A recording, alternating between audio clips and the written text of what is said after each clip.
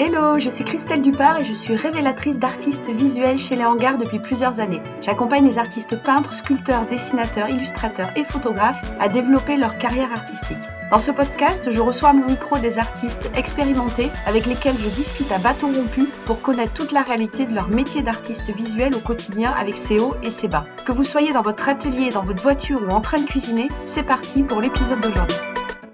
Bonjour Constance. Bonjour Christelle. Comment vas-tu ? En pleine forme. Trop bien. Merci en tout cas d'avoir accepté mon invitation pour ce petit interview sur ta vie d'artiste. Nous, on s'est connus par… je t'avais contacté, je crois, sur les réseaux sociaux à un moment donné parce que je voulais organiser un événement et là, tu as été juste hyper généreuse dans ton partage de connaissances, de réseaux, de ceci, cela.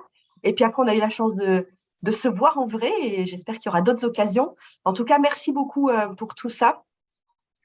Est-ce que tu veux bien te présenter déjà, nous expliquer un peu qui tu es, d'où tu viens, ton univers artistique et tout ça et tout ça?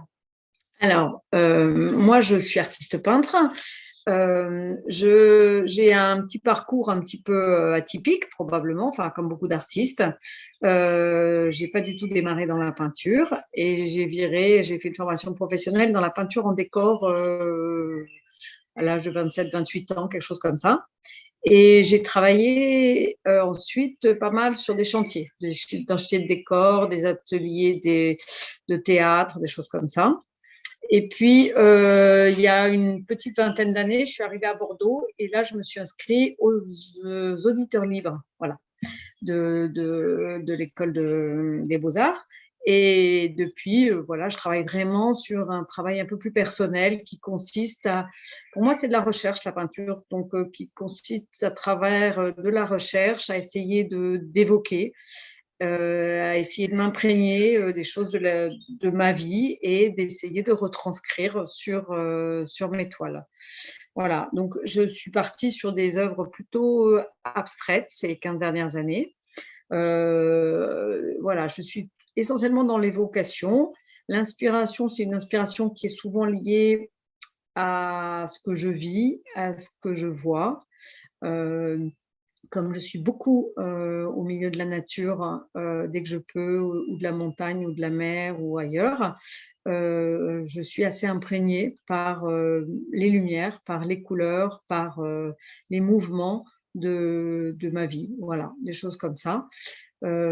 Parfois ressortent des sujets un peu plus personnels, mais ça, c'est pas forcé. Voilà. Et là, je prépare une expo qui aura lieu bientôt. Et là, j'ai décidé de travailler sur vraiment un sujet très spécifique qui sont les arbres, l'arborescence, parce que je n'aime pas beaucoup les contraintes et que là, je me suis dit, tiens, ça peut être un sujet intéressant de se mettre une contrainte, de se mettre un sujet et de voir ce qu'il en sort. Voilà. Génial. De toute façon, je mettrai le lien vers ton site et vers ton Insta en dessous de l'interview pour que les gens puissent aller découvrir. On voit un petit peu derrière toi, mais qu'ils puissent aller découvrir tout ton travail. Merci en tout cas. Tu parles d'expo là à l'instant. T'en fais, je sais pas combien, t'en fais à peu près combien chaque année? Alors, c'est en moyenne 2 par an, ça peut être 2-3. C'est assez variable. Enfin, non, j'essaye d'en faire 2-3 par an. Maintenant, ça dépend un peu voilà, des opportunités. J'ai commencé par faire des expos personnelles dans les lieux où j'habitais, où j'ai partais en vacances, ou voilà, ou chez des gens. Voilà, c'est un peu comme ça que j'ai démarré. Et puis après, j'ai fait des expos en collectif avec des artistes avec lesquels on avait un univers un peu qui parlait bien entre nous. Voilà, donc suite aux Beaux-Arts, on avait fait des expos avec un collectif d'artistes des Beaux-Arts. Voilà, j'en ai refait cette année aussi, des gens qui sont venus me voir en me disant, voilà, on fait une exposition pour une association assez connue sur Bordeaux, est-ce que tu veux exposer avec nous? Voilà. Sinon, je fais des expos personnel assez régulièrement aussi. Alors cette année, c'est dans mon atelier parce que j'ai créé un nouvel atelier, donc j'en profite pour faire une inauguration de l'atelier. Mais ça peut être dans des endroits divers. Voilà, j'en avais fait une à Paris avec, mais c'était il y a 10 ans, une dizaine d'années, avec pareil, 4 filles. Et puis, enfin, on était 4 filles, dont moi, et les 3 autres habitaient Londres. Mais elles étaient toutes parisiennes, françaises, parisiennes. Voilà, et suite à cette expo à Paris, hop, on en a fait une à Londres après, pareil, même collectif. Elles ont organisé, moi je l'avais organisée sur Paris, elles l'ont organisée sur Londres. En fait, voilà, c'était un peu des opportunités. Des opportunités. Mais comment Voilà. tu les as rencontrées, ces 3 autres filles, par exemple, qui habitent sur… C'est du relationnel amical au D'accord. départ. Et puis, je sais qu'elles ont, voilà, elles se sont développées en tant qu'artistes, donc je les appelle, donc, qu'est-ce que vous en pensez? Voilà, on a souvent des liens en commun, donc ça joue comme ça. Bon, alors ça, c'est bien pour démarrer parce qu'on fait venir les gens qu'on connaît, etc. Et puis petit à petit, ça marche. C'est pas que ça marche plus, c'est que forcément, il faut agrandir le cercle. Donc, j'ai fait comme beaucoup des salons professionnels, avec beaucoup de déceptions, parce que ce que tous les artistes disent, hein, en majeure partie, c'est que ça quand même coûte très cher pour un rendu qui est rarement très excellent. Ce sont des opérations très commerciales, ces salons, et donc il n'y a pas beaucoup d'attention à l'artiste et à la mise en valeur de l'artiste. Donc on sort de là souvent un peu essoré, et souvent, alors moi j'ai eu la chance de, entre guillemets, pas perdre d'argent, mais si c'est pour traverser la France avec un coût assez important, et pour juste ne pas perdre sa chemise, entre guillemets, c'est pas très rentable, quoi. Voilà. Tu as fait lesquelles, toi? Alors moi j'étais à Mulhouse, Art3F. Bon, j'ai été à Bordeaux, j'ai été, je sais plus, à Paris peut-être. Donc voilà, mais j'ai un peu arrêté. Hein. Juste pour revenir avant qu'on avance, qu'est-ce que tu conseillerais à quelqu'un qui veut quand même y aller? Est-ce qu'il y a des choses à savoir, des petits, pour essayer d'en faire un événement qui fonctionne? Alors, fonctionner, ça ne veut pas forcément dire gagner de l'argent, même si évidemment c'est le nerf de la guerre, mais ça peut être aussi faire des rencontres et tout ça. Mais est-ce que toi, tu as identifié des choses qui permettent de rendre cet événement un peu plus sympa que juste y aller, perdre son temps Non, c'est un peu compliqué parce qu'en fait, on est porté par une organisation. À partir du moment où on paye, on se dit on est là pour qu'on nous amène les clients, entre guillemets, enfin les clients, les gens qui viennent voir. Sauf que dans ces salons, moi, le reproche que je fais, et enfin, ils font de l'argent avant tout, il n'y a pas de sélection d'artistes. Et s'il n'y a pas de sélection d'artistes, il y a tous les niveaux artistiques, et donc forcément, c'est pas homogène. Et si c'est pas homogène, les gens qui viennent voir, ils s'y retrouvent pas. Voilà. Parce que si tu as un artiste qui vend une toile à 2000 € et qu'il y en a une qui vend une toile à 500 € à côté, même si la qualité de l'artiste est différente, c'est compliqué. Voilà. Donc, moi, je dis, si vous faites des salons, quel que soit ce que vous faites comme expo, il faut qu'il y ait à la base une sorte de sélection. C'est-à-dire que les gens qui organisent, il faut qu'ils aient sélectionné, et pas uniquement par l'argent. Voilà. Parce que ce qui est important, c'est l'homogénéisation. Il faut qu'il y ait quelque chose d'homogène entre les artistes, que ce soit au niveau de leur année de travail, que ce soit au niveau de leur qualité artistique, des choses qu'ils ont à dire. Voilà. Moi, le mieux qui ait fonctionné, c'est quand on avait quelque chose, voilà, quand on se retrouvait entre 4 personnes avec vraiment un lien entre nous au niveau artistique qui fait que ça met en valeur, que chacun se met en valeur, et qu'on ne se dévalorise pas les uns les autres. Ça, c'est pour moi, ça a été toujours assez vérifié. Voilà. Mais après, c'est jamais nul de le faire. C'est jamais zéro. On rencontre des gens, on rencontre des artistes. On peut avoir la chance d'avoir un coup de cœur avec quelqu'un ou quelqu'un a un coup de cœur avec vous. Quand j'ai fait ce salon à Mulhouse, j'ai rencontré un gars qui est un artiste local là-bas, qui m'a contacté 5 ans après pour venir faire une très belle exposition dans son coin, qui était une biennale en fait. Donc voilà. D'ailleurs, il est arrivé sur mon stand, il m'a dit « Mais qu'est-ce que vous foutez ici ?» Il m'a engueulé en me disant « Mais qu'est-ce que vous foutez ici ?» Je dis « J'expose. » « Vous n'avez rien à foutre ici, il n'y a que des merdes. Vous êtes une artiste. » Bon, il était assez rigolo et assez provocateur, mais voilà, en fait, ce qu'il voulait dire, c'est qu'il n'y avait pas de choses homogènes, et c'est vrai que c'est pas bon pour moi, c'est pas bon pour eux. Voilà. Mais pour autant, j'ai fait une rencontre incroyable. Ça m'a donné autre chose derrière. Donc, c'est jamais nul. Voilà. C'est juste que il faut avoir les reins un petit peu solides pour se lancer là-dedans. C'est ça, Ou en tout cas, financièrement, ne il faut pas pouvoir avoir s'écouter. peur de perdre un peu d'argent. Voilà. Sur ta présence à l'international, parce que j'entends souvent des artistes qui me disent, bah, moi, en France, c'est trop compliqué, je veux exposer à l'étranger, les gens sont plus sensibles à l'art français, etc., etc. Qu'est-ce que tu penses de ça? Est-ce que toi, ça t'a permis d'avancer plus vite que d'aller exposer à l'étranger? Alors, c'est pas que ça m'a permis d'avancer plus vite, mais par contre, ce qui est vrai, c'est que, en tout cas, Londres à l'époque, il y a beaucoup plus d'argent. Voilà, il y a beaucoup plus. J'ai jamais aussi bien vendu, aussi vite. Voilà. Par contre, je crois que c'est quand même, moi, c'était par retour de bâton, entre guillemets. J'avais organisé une expo avec 4 personnes à Paris. Elles ont organisé la même expo, entre guillemets, avec les 4 mêmes personnes à Londres parce qu'elles habitaient Londres. Donc, elles ont contacté une galerie française là-bas qui leur a loué la galerie. Enfin, bon, voilà, elles ont fait le boulot là-bas sur place. Moi, en France, j'aurais jamais pu faire ce boulot-là. Donc, c'est un peu une opportunité. Voilà, moi, je pense que c'est bien l'étranger, mais moi, ce qui a été bien pour moi, c'est que je connaissais les gens. Voilà. C'est bien à condition qu'on ait un relais sur place, quoi. C'est ce que tu Ouais, nous dis. voilà. Il y a un relais sur place de gens qui sait ce que je faisais et qui sait enfin, tu vois, l'organisation de l'exposition était bien faite. Parce que quand tu n'as pas de contact, que tu connais pas les gens là-bas, j'ai entendu beaucoup d'histoires de choses qui se sont mal passées. Voilà. Donc, c'est juste ça. Hum, hum, hum. C'est compliqué d'envoyer des œuvres. Bon, alors après, dans l'histoire, j'ai envoyé des œuvres, elles ont été bien réceptionnées et au retour, il y en a une qui s'est perdue. Bon, j'étais désespérée parce qu'évidemment, je n'avais pas pris les assurances qu'il fallait. J'ai perdu une toile, ça m'a mis par terre, vraiment, mais en même temps, bon, voilà, on prend des risques.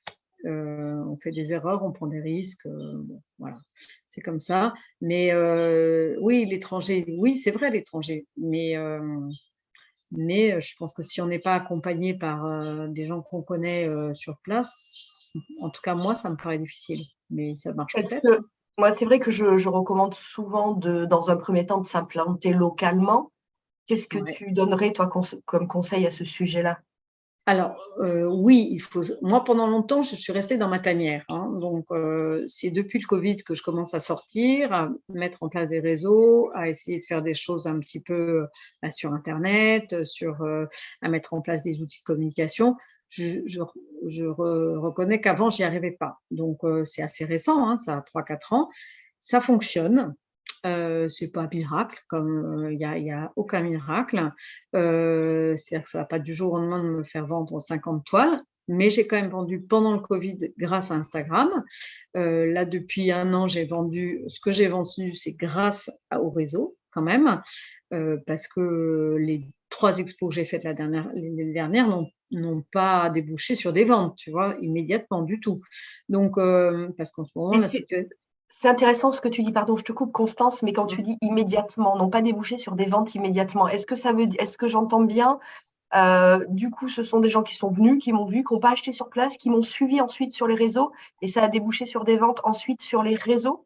Alors, ça n'a pas encore Non, c'est pas ça qui a débouché Non, sur les réseaux. Non, d'accord, mais moi, je pense qu'on sème des graines. On sème des graines tout le temps, en fait. complètement d'accord. Voilà. Donc, en fait, pour l'instant, j'ai fait donc cet été là à l'espace Saint-Rémy à Bordeaux une belle expo avec ce collectif d'artistes. C'était pour une association qui s'appelle Les Jardins. J'ai oublié le nom. Voilà. On est vu. Voilà. Là, j'ai été contactée par une dame qui organise un festival, une artiste qui organise un festival à Saint-Nicolas-du-Puch qui s'appelle Dissidence au mois de septembre. On est 3 artistes invités, un artiste visuel, un artiste sonore et un artiste des statues, enfin voilà. Et il y a un collectif de danseurs qui viennent et qui interprètent autour de nos œuvres. Bon, ben voilà, c'est un festival qui existe depuis 15 ans. Elle m'a contactée, elle m'a invitée. En fait, maintenant, moi, j'expose comme ça, soit des festivals où soit on vient me chercher, soit on me dit ce festival est intéressant, propose un dossier. Voilà, je fais plus du tout de choses tarifées comme les Salon et tout ça. R3F, salons, etc.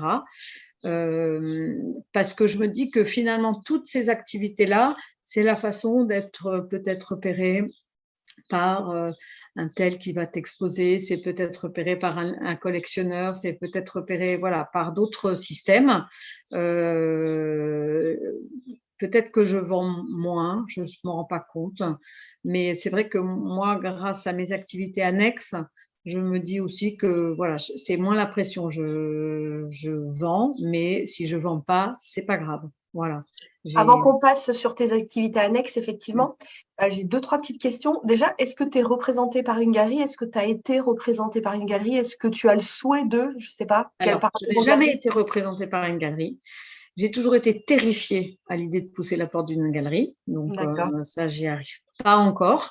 Peut-être que là, ça viendra, mais c'est un truc qui m'a toujours terrifiée. Bon, un manque de confiance en moi, sûrement, mais voilà.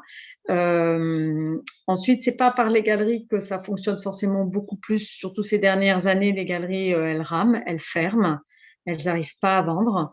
Donc, je ne m'acharne pas sur les galeries pour absolument trouver une galerie. Voilà. J'ai 2-3 galeries que j'ai en vue, que je vais relancer. Si elles veulent bien de moi, je vais, voilà, pourquoi pas. Mais finalement, je m'aperçois que je parle des galeries physiques. Hein. Oui, oui. Après, je me suis inscrite dans des galeries en ligne.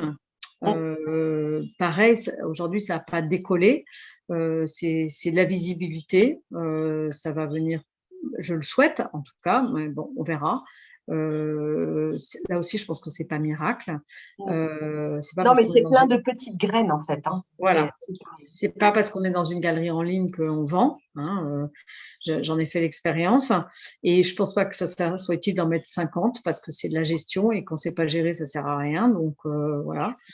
Mais voilà, c'est tous ces petits éléments qui peuvent éventuellement aider.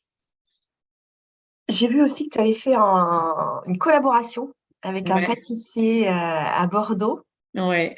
Alors ça, c'était génial, mais alors c'est par hasard. Mon fils travaillait, je crois, dans la pizzeria à côté du pâtissier. Bon, voilà. Comme quoi, on s'est rencontrés un soir en appo, je sais pas où, enfin sur le bord de la rue.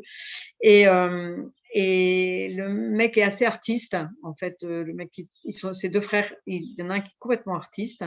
Et il m'a proposé d'exposer dans sa pâtisserie. Mais l'idée était qu'il me crée un gâteau qui était en lien avec une de mes œuvres. Donc, il a créé un gâteau qui ressemblait complètement à une de mes œuvres, avec les mêmes couleurs, c'était abstrait. Hein. Donc ça, c'était absolument génial. Alors, à l'époque, moi, j'avais ni Facebook ou presque, ni Instagram, ni rien du tout. J'avais pas de réseau, rien du tout. Ça a été un petit événement comme ça, un peu local. Ça n'a pas débouché sur grand-chose, ce qui est dommage parce qu'en tout cas, quand j'ai mis une photo sur Facebook, je crois, ce jour-là, ça n'a jamais fait autant de commentaires à l'époque. mais je crois que c'était la première fois que j'ai utilisé Facebook ou presque. Donc voilà. Je pense que je le referai aujourd'hui. Ça serait différent. Il y aura un peu plus d'impact. Oui. Voilà, il y aurait plus d'impact. Mais est-ce qu'on peut savoir concrètement, est-ce que c'était un deal Ah non, il n'y avait aucun deal rémunéré. J'ai exposé dans sa pâtisserie. C'était joli. J'ai dû vendre 1 ou 2 toiles, mais il ne m'a rien demandé. Il a vendu et créé un gâteau qui s'appelait Le Constance. Pendant un temps, il l'a créé et vendu. Et voilà, ça s'est arrêté là, quoi. Alors là, il m'a rappelé il n'y a pas longtemps en me disant j'ouvre une 2e boulangerie, est-ce qu'on pourrait recréer un truc ensemble? J'ai dit OK, est-ce que ça va se faire? J'en sais rien. Voilà, je trouve que c'est toujours amusant c'est des petits impacts voilà, communicants. Enfin, voilà, ça permet d'avoir un truc à dire assez amusant et c'est très amusant. Puis c'est des gens qui sont très artistes, donc c'est toujours sympa de collaborer, quoi. Voilà. Si là, il y a des artistes qui nous écoutent, qui sont peut-être un peu plus au début de leur histoire par rapport à toi, qu'est-ce que tu leur dirais? Est-ce que toi, tu as ressenti à un moment donné, il y a eu quelque chose qui a fait basculer, qui t'a permis d'avancer, ou est-ce qu'il y a Tu parles beaucoup de réseaux depuis tout à l'heure, réseaux même personnels qui t'ont aidé, qui t'a aidé parfois à aller à l'étranger, des choses comme ça. Mais est-ce qu'il y a quelque chose, un truc hyper important qu'il faut absolument pas louper? Non, moi, vraiment, chacun a son chemin, c'est compliqué, il y a pas un seul chemin. Moi, je regrette, entre guillemets, de ne pas avoir eu un peu plus d'argent et de temps pour développer ce commercial-là. Parce qu'en fait, moi, il fallait que je fasse tout à la fois, c'est-à-dire gagner ma vie, peindre, essayer de la vendre, voilà. Je pense que si on a un petit pécule et qu'on peut le mettre sur quelque chose qui va vraiment développer la communication et le commercial, il faut le faire parce que je pense que sans ça, c'est compliqué. Moi, je ne l'avais pas, donc j'ai tout fait un peu à la fois, donc, ce qui fait que ça avance pas très vite, hein, ça c'est sûr. L'argent amène l'argent, il ne faut pas rêver, hein, donc bon, voilà. Moi, j'ai démarré sur des réseaux personnels. Maintenant, j'essaye de développer là depuis 2 ans des réseaux professionnels. Donc, je me suis mis dans un réseau networking là, voilà. Entrepreneur, tu veux dire? Ouais, entrepreneur de femmes, voilà. Et qu'est-ce que ça t'apporte, ce réseau? Alors, j'y suis depuis 2 mois, même pas. C'est un réseau de femmes entrepreneurs et on crée des connaissances et des réseaux et on est censé s'entraider au niveau business. Donc, c'est assez récent, mais en tout cas, bon, il y a beaucoup de filles entrepreneurs indépendantes. Il n'y a pas d'artiste comme moi, hein. Je suis la seule artiste, donc je ne suis pas sûre que je sois très impactée par ma vie d'artiste. Mais en tout cas, je rencontre des filles qui sont indépendantes, autonomes, entrepreneurs, et on se donne des idées, on se soutient et on essaye de s'entraider au niveau business. Voilà. Qu'est-ce que ça va donner? J'en sais rien. En tout cas, je trouve que c'est hyper agréable de ne pas se sentir toute seule à se poser des tas de questions. Voilà, donc ça, c'est vachement bien. Est-ce que ça va… Il y a des réseaux qui sont très business, d'autres qui le sont moins. Moi, je ne crois pas que je sois dans un réseau très business parce que ce n'est pas non plus mon profil. Voilà. Mais je pense que, voilà, on va voir. Hein. Est-ce que je continuerai ou pas? J'en sais rien, mais on va voir. Je trouve ça très intéressant. Je ne connaissais pas, hein, moi, les réseaux business du tout. Toi, quand tu t'es inscrite, ce que tu recherchais, c'est de ne plus être forcément toute seule et puis de pouvoir développer ton réseau et ton business avec d'autres personnes, quoi. Alors, oh non, quand je me suis inscrite, j'ai même pas compris que c'était un truc qui consistait à développer son business.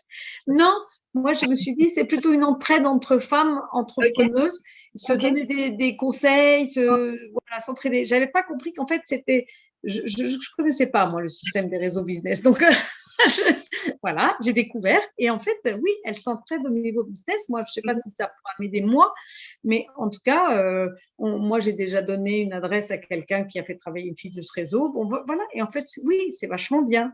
L'idée, c'est vachement bien. Mais est-ce que ça peut correspondre à des artistes? J'en sais rien. Voilà, c'est ça que je ne sais pas. Mais j'en suis qu'au démarrage. Voilà. Est-ce que tu as déjà exploité, ça me fait penser, puisque tu parles de business et d'entreprise, est-ce que tu as déjà exploité ce côté-là aussi de la visibilité qui est je contacte des entreprises pour leur proposer mes œuvres d'art, puisqu'il y a de la défiscalisation sur les œuvres d'art pour certaines entreprises, hein, pas pour tout le monde. Est-ce que tu as déjà exploité et testé? Alors, je n'ai pas exploité parce que ça, c'est vraiment un travail de commercial, que je ne suis absolument pas bonne au niveau commercial. Donc, je ne saurais même pas comment m'y prendre, qui téléphoner, dans quelle entreprise, à qui, etc. Je ne saurais pas le faire. Donc, je pense que c'est justement ce réseau de business qui peut peut-être m'aider à… Voilà, des filles qui vont dire appelle telle boîte, il y a monsieur un tel ou madame un tel qui sont là et qui peuvent répondre à ta question et à qui tu peux présenter un dossier, etc. Donc moi j'y vais voilà, pour découvrir des nouveaux trucs. Je pense que la défiscalisation c'est une très bonne idée, mais il faut s'adresser à un niveau avec lequel on n'a pas forcément les premiers contacts. Hein. Donc c'est un travail qui doit pas être… complètement. Mais c'est pour ça que les réseaux d'entrepreneurs, pour ça, c'est chouette. Voilà. Alors, ça dépend desquels et ils n'ont pas tous les mêmes objectifs, etc. Mais moi, c'est vrai que j'en fais un petit paquet maintenant. Et pour ça, c'est vraiment bien. Après, La défiscalisation, c'est compliqué de le faire soi-même en tant qu'artiste parce qu'il Ah faut non. bien faire correctement, il ne faut pas louper le truc parce que sinon, voilà. Mais il y a Ouais, des sociétés comme Buy Art, par exemple, et il y en a d'autres exactement. qui prennent le relais sur toute la partie administrative et c'est très bien. Comme je Ouais, dis toujours, chacun son métier. ouais, Mais, exactement. mais du coup, tu vois, quand tu rentres dans des réseaux d'entrepreneurs comme ça, eh ben, c'est peut-être l'occasion parce que souvent, je me rends compte qu'ils ne savent pas, ils ne Oui, connaissent pas l'existence de ce truc, non, tout non. simplement. Et, Alors, et c'est une tu vois, belle, peut-être, tu j'ai, vois, je me demande si c'est pas plus facile parfois, et surtout en ce moment, de vendre auprès d'entreprises plutôt que de particuliers. peut-être, il faut essayer. Moi, j'avais une page sur mon dernier site où j'avais une page sur la défiscalisation, mais en fait, ça parlait pas parce que ça parlait, les particuliers n'y comprenaient rien et donc c'était pas très intéressant. Donc je l'ai retiré parce qu'en fait, ça c'est pas très intéressant. Il faut trouver les sociétés qui peuvent être intéressées. Il faut trouver le réseau qui peut être intéressé par ça. Alors moi, voilà, c'est pour ça que je te dis, je démarre sur les réseaux un peu professionnels. Moi, pour l'instant, je suis restée sur du réseau personnel et voilà, je démarre sur le réseau un peu plus professionnel où je rencontre des groupes. Alors, tu as les amis du musée des Beaux-Arts, les amis du CAPC, les amis, enfin, tu vois, des gens qui sont tournés autour du monde de l'art, qu'il faut essayer d'aller rencontrer et leur proposer éventuellement, voilà, de montrer ton travail, ce genre de choses.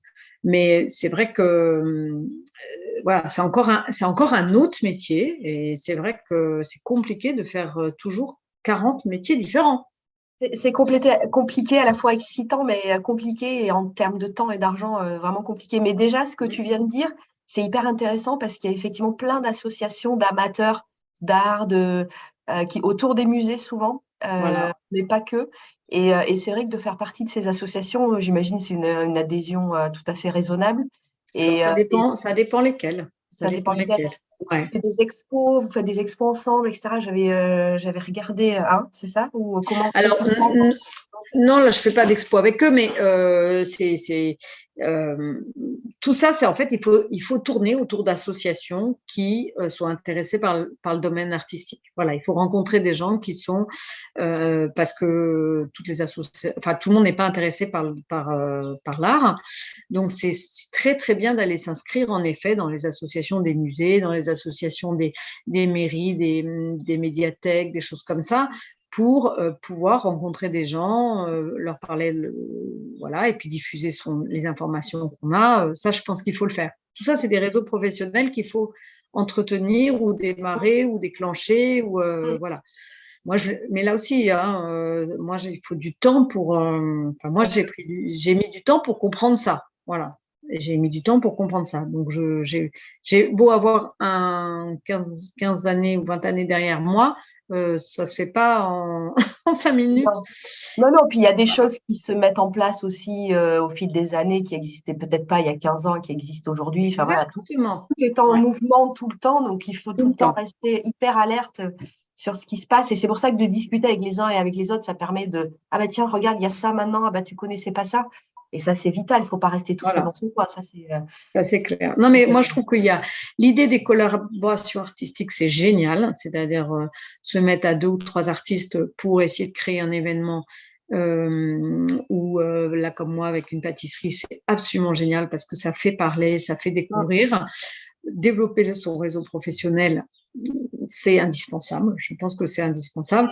Après, voilà, mon seul regret à moi, c'est de ne pas avoir eu assez de temps pour faire tout ça, parce qu'à côté de ça, j'ai travaillé, j'ai monté mon atelier dans lequel je donne mes cours, euh, parce que ça, c'est ça qui me permet d'avoir un revenu régulier, voilà, c'est régulier. Et Justement, si je peux me permettre une ouais. question disons que tu gagnes 1 000 € par mois, quelle est la part sur ces 1 000 € qui vient de l'atelier et la part qui vient de... Alors, moi, je dirais que j'ai plus de 50% qui vient de mes cours que je donne. Voilà. Oui, j'ai plus de 50% qui, voilà, même si au niveau de la maison des artistes, ils te demandent d'en avoir pas plus de 30%. C'est vrai que c'est quand même ça qui me permet d'avoir un revenu régulier où quand je fais une expo, maintenant, j'ai pas le stress de me dire ouh aïe aïe, s'ils viennent pas à ma vie, je pourrais pas payer mon loyer. Voilà. Donc j'ai ces revenus, je lance des formations maintenant professionnelles grâce à Calliope pour essayer de développer la formation au niveau vraiment de professionnels, voilà, de gens qui ont la possibilité d'obtenir des aides au niveau de leur formation. Donc là, c'est des formations de dessin, de peinture, mais aussi de panoramique, voilà. Donc là, je lance. Donc ça, pour l'instant, aujourd'hui, il n'y a pas de revenus. Ça aussi, c'est long, très long à mettre en route. En fait, il n'y a pas une seule activité qui soit rapide à mettre en route. Hein, ça Et non, n'existe parce pas. que sinon, ça se saurait. On l'aurait tous fait. Voilà, exactement. Ça n'existe pas. Donc, en fait, Non. c'est des tas de petites fils qu'on tire dans plein de domaines différents. Et voilà. Et puis, il y a des années où ça fonctionne et puis d'autres ne fonctionnent pas. J'ai pendant longtemps très bien fonctionné au niveau des expos. Là, maintenant, les 4 dernières années, honnêtement, pendant 2 ans de Covid, on n'en a pas fait. Et là, les 2 dernières années, je n'ai pas vendu en expo, mais j'ai continué à en faire. J'ai continué à faire un festival aussi qui s'appelle Emlar. En Charente-Maritime, c'est un bel endroit, c'est une visibilité, voilà, je trouve que c'est toujours et puis ça coûte pas d'argent, hein, donc ça coûte du temps, oui, c'est vrai, voilà, donc on continue quoi, mais il y a rien qui, et puis en ce moment c'est pas simple, hein. Non, en ce Voilà. moment, c'est loin d'être simple en plus. Qu'est-ce qui va se passer là dans les mois à venir dans ta vie d'artiste?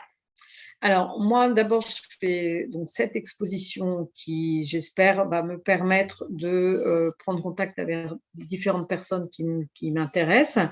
J'ai plein d'envies, plein de projets, mais je ne sais pas quand et comment je vais les réaliser.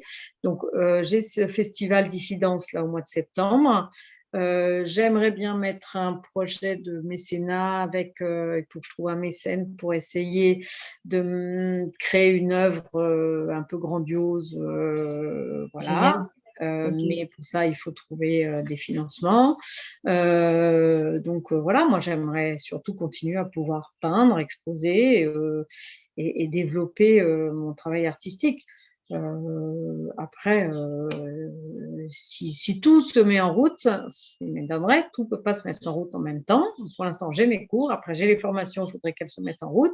J'ai ma peinture que je continue de façon très régulière, hein, je veux dire, voilà, ça se fait de façon régulière. Il faudrait que ça se fasse plus, bien sûr. Mais je ne peux pas me plaindre non plus. Voilà, je peux continuer à peindre, ce qui est vachement bien.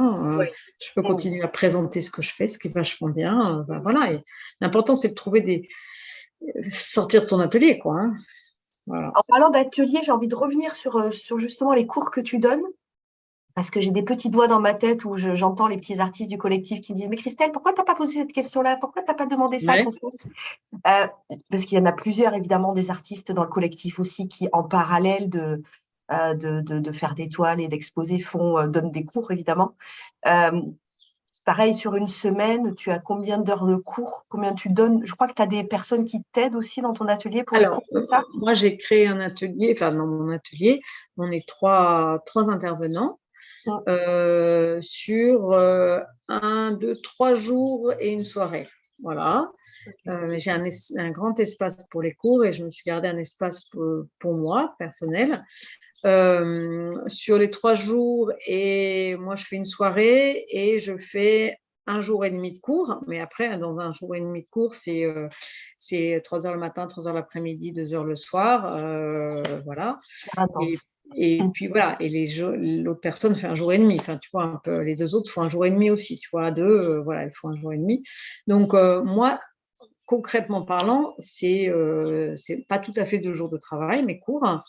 Mais comme c'est moi qui ai lancé cet atelier, créé, qu'il est chez moi, j'ai beaucoup de travail administratif autour, j'ai beaucoup de travail de communication, donc voilà. Ça me demande du temps. Moi, j'essaye de me garder 4 jours par semaine. En fait, je ne m'arrête jamais. Je n'ai pas de week-end, si tu veux. Puisque je travaille le lundi, mardi, mercredi, et le jeudi, vendredi, samedi, dimanche, je suis censée peindre pour moi. Voilà. Donc, bon, je ne pars pas tous les week-ends parce que finalement, il faut aussi savoir s'arrêter.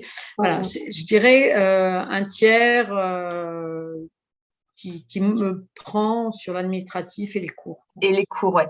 Et cet atelier, quand tu l'as lancé, j'imagine que les gens ne sont pas venus toquer à la porte tout naturellement, tout seuls. Ouais. Donc là aussi, comment tu as fait pour te faire connaître? J'ai fait un site, j'ai commencé à faire, j'ai eu un élève, 2 élèves, 3 élèves. Je me souviens encore, j'en parlais hier après-midi, du troisième coup de téléphone. Je dis, oh, j'ai 3 élèves. J'étais très contente. Mais comment ils t'ont connu, ces 3 premiers élèves? Alors, la première, c'était une amie d'enfance qui m'a confié son fils. Voilà. Le deuxième, c'était le copain du petit copain qui était là. Voilà, ça a été ça. Ensuite, je suis allée donner des flyers dans toutes les écoles autour de chez moi. Voilà, j'ai mis des flyers sur les voitures. J'ai commencé à faire de l'Instagram, puis c'est monté petit à petit. J'ai commencé sur les enfants d'abord, les cours pour les enfants. Voilà. Et puis petit à petit, alors, ça vient, hein. Voilà, maintenant ça fait 7-8 ans, donc maintenant les cours sont bien remplis. Il y a de plus en plus de demandes, ça c'est vrai. J'ai une jeune femme qui m'a appelée, qui a des cours à côté, et elle m'a dit moi aussi je donne des cours, parfois est-ce que je peux vous envoyer des élèves et vous m'en envoyez parce qu'on n'a pas les mêmes cours, les mêmes horaires? Je dis bien sûr, voilà, donc il y a de la demande. Mais mon métier à moi principal, c'est pas ça, donc j'ai pas envie de faire que ça. Voilà. Je comprends. Mais en même temps, c'est très amusant, hein. Enfin, je veux dire, c'est très très amusant de partager, de voir des gens, de parler peinture, de vivre toute seule dans son atelier tout le temps. Ce que je faisais au début de ma carrière, c'est pas toujours très drôle, hein. Je pense que je garderai toujours cet équilibre de cours et de peinture parce qu'on voit des gens, quoi, hein, on sort, quoi. C'est ça. On échange. L'être humain a besoin de toute façon de relations humaines. Voilà, exactement. C'est évident. Et ça, c'est vrai que dans le collectif, c'est ce que j'entends souvent, c'est que ça y est, on n'est plus seul, il y a du monde autour, il y a d'autres artistes, on peut parler avec des gens. Parce que parfois, l'entourage, même s'ils nous soutiennent, mais ils ne comprennent pas forcément exactement ce qu'il en est, le quotidien, les questionnements, ce que tu disais tout à l'heure quand tu as encore cette appréhension de pousser la porte d'une galerie. C'est pas forcément connu, c'est pas forcément compris par notre environnement proche puisqu'ils vivent pas ça. En revanche, ça l'est par les autres qui sont aussi dans cet environnement artistique. Donc, c'est chouette de pouvoir partager et discuter avec d'autres artistes, effectivement. Ouais. Bon, trop bien, Constance. Merci. Mais c'est moi qui te remercie, avec plaisir. Et en effet, s'il y a des questions, les gens derrière ce podcast qui veulent me téléphoner, prendre contact, poser des questions, moi je suis dispo, hein, il n'y a pas de souci. C'est trop gentil. Donner des tuyaux, des coups de main, voilà, c'est pas assez courant dans notre milieu artistique, hélas. Donc surtout, l'intérêt des réseaux, c'est ça, hein, finalement, c'est ces entraides, que ce soit des réseaux artistiques ou autres. Hein. Mais c'est très bien ce que tu fais sur les collectifs et tout ça, c'est vachement bien, parce que c'est vrai qu'il y en a beaucoup qui sont seuls, quoi, hein, dans leur coin. Moi, j'avoue que ça m'intéresserait, l'idée du collectif est passionnant. Après, les réseaux, ça prend du temps. Je n'avais pas compris ça, hein, moi. Hein. Donc, cette année, je démarre les réseaux. Je n'ai jamais eu autant de rendez-vous de déjeuner, de machin. J'en reviens pas. Ça prend beaucoup de temps. Les cours, la peinture, je ne sais pas où, parfois, c'est plus où mettre de la tête. Voilà. C'est sûr, c'est clair. En tout cas, merci. Et par rapport à ce que disait Constance, effectivement, sur si vous voulez la contacter, si vous avez des questions ou quoi, c'est vrai que honnêtement, je vais te le dire là, devant caméra, Constance. J'ai pas peur. Mais merci parce que on se connaît peu finalement. On s'est vu une fois, on s'est appelé 3 fois, peut-être, je sais plus, mais tu as été hyper généreuse dans le partage de réseaux, le partage de contenu aussi, d'informations diverses et variées. Et pour ça, je te remercie parce que tout le monde n'est pas dans cet état d'esprit. Et du coup, ça m'avait vraiment beaucoup touchée, ça m'a beaucoup touchée. Et tu réponds présente encore à cette interview-là. Donc, voilà, j'ai les larmes qui montent, mais du coup, merci beaucoup parce que c'est chouette de rencontrer des gens comme toi. Voilà. Avec plaisir. Et écoute, sur ces belles paroles, on va s'arrêter là. Merci. Ouais. J'espère que ça vous a plu, tous ceux qui nous ont écoutés. Et puis, à très vite pour un nouvel épisode. À bientôt, Constance. Merci Christelle, à très vite.